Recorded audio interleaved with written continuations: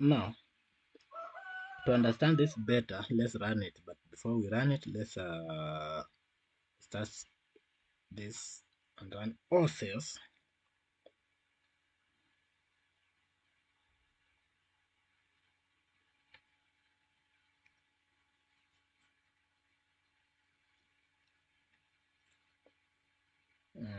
It seems like this is growing very high. It is growing very quickly.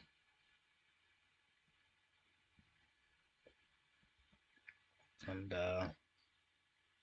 we have come to here. So let's now do the three. Let's do 3 rows. So you can also say merged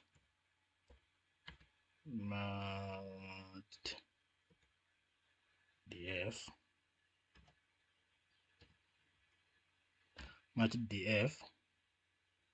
We can call 3 like this. Not always to use. Not always use df a method head or tail. You can also do like this and you get the same result. So shift enter and you can see you are getting first 3 id, right?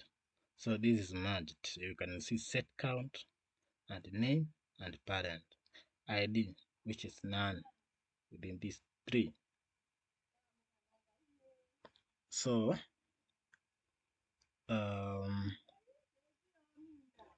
we can now go ahead and try to make the bar graph, right?